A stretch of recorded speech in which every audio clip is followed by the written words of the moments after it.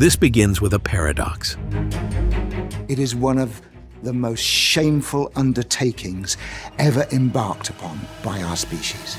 A brotherhood of holy warriors sworn to poverty, chastity, and obedience, yet richer than most kings, feared more than any army. I think of all the wars fought over religion.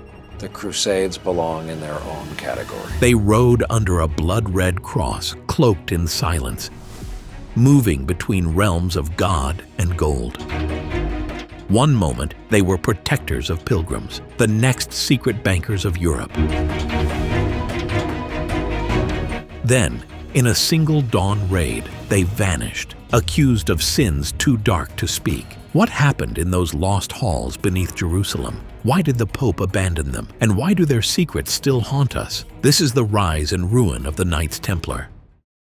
A dangerous pilgrimage. In the early 12th century, Jerusalem wasn't just a city, it was a promise, newly claimed by Christian crusaders that drew pilgrims from across Europe. But the roads leading to it were a death trap. Bandits ruled the trails, and travelers described finding corpses left unburied, throats slit, pockets emptied. Those who tried to offer a burial often became the next body. It wasn't enough to take the city, the pilgrims needed protection. Enter Hugues de Paillon, a knight from Champagne. Around 1119, he and a small band of companions pledged themselves to a new cause, not for conquest, not for land. They would guard the paths to Jerusalem. 9 men, or perhaps 30, the records argue, set up headquarters near the Church of the Holy Sepulchre and began patrolling the desert roads. Their goal was simple: protect the faithful. But there was no ragtag militia. Their vow was sacred. Their mission is divine. And soon, the world gave them a name: the poor fellow soldiers of Christ and the Temple of Solomon, the Knights Templar.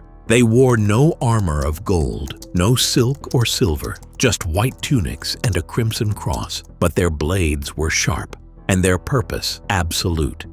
Warriors of God. The Knights Templar were not monks, but they weren't ordinary knights either. They were something else, something unsettling. They prayed like friars, lived by strict rules, and took vows before God. But they also trained to kill, and in the name of that same God, they did. To many, this was a contradiction. Christianity preached peace, forgiveness. Yet here were men claiming holy righteousness while wielding swords. The Templars called it a holy paradox. They believed that to kill a non-Christian in battle was not homicide, it was malicide, the destruction of evil. Killing in God's service wasn't a sin, it was salvation. They fought at the front lines of the Crusades, in the deserts of Syria, the mountains of Lebanon, the sands of Egypt, and the fortified cities of Palestine. Their white mantles, stained red with blood, struck fear in their enemies. Muslim chroniclers like Ibn al-Athir described them with awe. These were not mere warriors, these were holy terrors. But the Templars were never just about war. They built castles, fortified mountain passes, and watched over roads with military precision.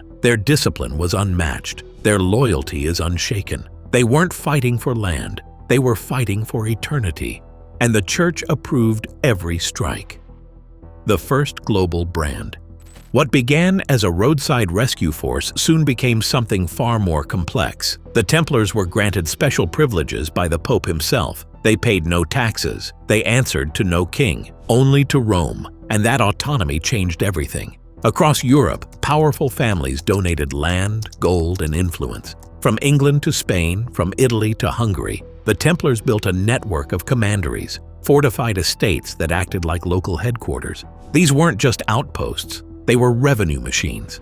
Vineyards, mills, farms, markets, everything they owned turned a profit, and those profits flowed east to fund their war effort. They invented systems of financial transfer that allowed a pilgrim to deposit money in London and withdraw it in Jerusalem.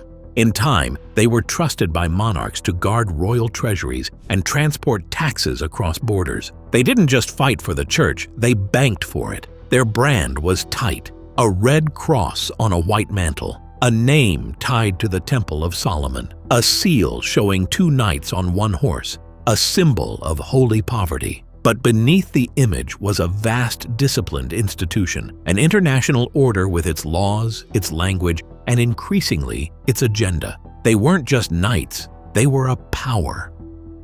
Secretive and untouchable. By the mid-12th century, the Templars had become a law unto themselves. They answered only to the Pope, not to kings, bishops, or local lords. They had their hierarchy, their own rules, and their courts. And wherever they went, they built stone fortresses that didn't just protect pilgrims, they asserted dominance. The sight of a Templar castle overlooking a trade route or a city wasn't just military, it was political. It said, this land, this wealth, this wall, it belongs to no crown but Christ's. In towns where bishops held sway, Templar properties stood like enclaves of a separate world. This made them invaluable, but it also made them dangerous. Rulers began to resent the immunity the Templars enjoyed. Their lands couldn't be taxed, their crimes couldn't be tried. Their movement was constant and unexplained. They operated in multiple countries simultaneously. They spoke many languages. Their archives were closed. Their rituals, private. And always, the money grew. Behind the holy image was a machine of staggering efficiency. But to outsiders, it looked like secrecy. And secrecy bred suspicion. What were they doing in those meetings? Why did they need so much land? Why were they everywhere yet loyal to no one? The answers, if they existed, stayed behind stone walls. Enemies within. The Templars had no shortage of external enemies, but their greatest danger came from within Christendom. Kings admired their strength but hated their independence. Some, like Amalric I of Jerusalem, found them useful in war but impossible in politics. One moment they were allies, the next obstacles. When Amalric attempted a peace deal with the Assassins, a feared Shiite sect in Syria, the Templars intervened, quietly, fatally. The Assassins had been paying tribute to the Templars for protection. Peace would end the payment. So, without royal permission, they murdered the assassin envoy. The king was furious, but what could he do? The Templars weren't his men. They belonged to the Pope. When Amalric demanded justice, the Templar master promised to send the killer to Rome for judgment. In truth, it was just a delay, a performance. The message was clear. We act on our terms. Episodes like this weren't isolated. Again and again, the Templars followed their strategy. They guarded their secrets, they protected their profits, and increasingly, they clashed with kings who once called them friends. By the late 13th century, they had become something medieval Europe had never seen before, a sovereign order embedded in every kingdom, but loyal to none. And that made them a target. Now first, like always, be sure to hit the like button down below. It helps us out tremendously with the reach of this video. Thank you. The fall of the Crusader states. In 1291, everything changed. The Crusader stronghold of Acre, the last major Christian outpost in the Holy Land, fell to the Mamluks. It wasn't just a military loss, it was a death sentence for the Templars' original mission. The Holy Land was no longer under Christian control. There were no more pilgrims to protect, no more Crusader kingdoms to defend. The Templars retreated to Cyprus. They were wounded, not destroyed, but the world began to question them. What use were warrior monks with no war to fight? Critics whispered that they'd grown fat on donations, clinging to wealth while their cause faded. Why did they still own so much land? Why did they continue collecting money? Were they truly servants of God or relics of a failed crusade? There were rumors, strange rituals, hidden knowledge. Some believed they'd found something beneath the Temple Mount in Jerusalem, an artifact, a relic, a secret. Others believed they simply didn't want to give up power. For 2 centuries, the Templars had been untouchable. Now they were exposed, isolated. Their enemies sharpened knives, not just in mosques, but in palaces and cathedrals. And one king in particular was about to strike. Philip the Fair's trap. King Philip IV of France was running out of options. His wars had emptied the treasury. His currency was collapsing. He'd already expelled the Jews from France in 1306 and seized their property. It wasn't enough. He needed another target, rich, vulnerable, and outside his authority. The Templars fit perfectly. On Friday the 13th of October, 1307, Philip struck. At dawn, royal agents raided every Templar house in France. Knights were dragged from their beds and imprisoned. The charges were shocking: heresy, blasphemy, sodomy, idol worship. They were accused of spitting on the cross, kissing in secret rites, worshipping strange heads, and even renouncing Christ. It was a theater of horror. Torture extracted confessions. Some recanted, others were burned. The entire operation was orchestrated with chilling efficiency. Philip claimed he was cleansing the church. In truth, he was looting it. The Pope protested at first, but Clement V was weak, politically cornered. Eventually, he conceded and allowed the trials to expand beyond France. Across Europe, other rulers hesitated. Some resisted, but the damage was done. Philip's strike was not just political, it was symbolic. By turning the world's most feared knights into prisoners and pariahs, he'd shattered the illusion. The invincible Templar order had bled, and now it could die. The trials and torture. The trials that followed were not about truth, they were about power.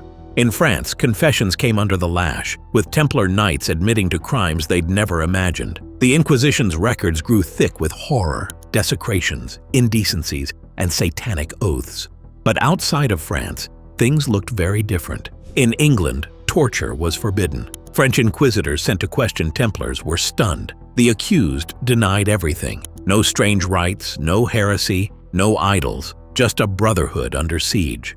Frustrated, the inquisitors proposed something chilling: extraordinary rendition. They wanted to drag English Templars to French-controlled land where torture could be used legally. It never happened, but the attempt showed how far the accusations had strayed from justice. In 1312, at the Council of Vienne, Pope Clement V formally dissolved the order. The Templars weren't even allowed to speak in their defense. Most of their property was handed over to the Knights Hospitaller, but their treasure, whatever it was, had vanished. 2 years later, the last Grand Master, Jacques de Molay, was burned alive in Paris. This begins with a paradox. As the flames rose, he is said to have cursed both the Pope and the King. Within a year, both were dead. Coincidence? Maybe. But the legend was just beginning. The birth of a myth. The Templars died, but their story refused to end. When their castles were emptied and their leaders executed, something unexpected happened. People began to whisper, not about guilt, but about what had been lost or hidden. The Templars had operated for nearly 200 years with immense wealth, secrecy, and autonomy. Their archives vanished. Their rituals were never fully revealed. What were they protecting? What had they found beneath Jerusalem, inside the ruins of Solomon's temple? Theories bloomed that they'd discovered the Holy Grail, that they'd uncovered sacred relics or forbidden knowledge, that they didn't vanish, they went underground. Some believed they became secret societies, influencing world events from the shadows. The absence of evidence became fuel for fantasy. From Wolfram von Eschenbach's medieval Grail legends to Dan Brown's modern thrillers, the Templars transformed into symbols of lost power, eternal faith, and terrifying mystery. They appeared in Arthurian myths, conspiracy theories, and occult circles. No one made movies about the Hospitallers. But the Templars, they were irresistible. Their fall was brutal, but their silence was louder. And in that silence, imagination took over. What if they had escaped? What if their treasure was real? What if they had secrets that still shape the world? Power, branding, and betrayal. The Templars were not destroyed by armies. They were destroyed by narrative. King Philip IV understood something few others did. The Templars were a brand. Their power wasn't just in swords or land. It was in image, belief, and trust. Their seal showed two knights on one horse, a symbol of humility. Their white cloaks and red crosses were instantly recognizable. Their name echoed holiness, the Temple of Solomon. They had mastered storytelling centuries before the term existed. Philip didn't need to conquer them militarily. He only had to tarnish their story. He accused them not just of crimes, but of betrayals of faith, sins against their sacred vows. Poverty, they were rich. Chastity, he claimed they were corrupt.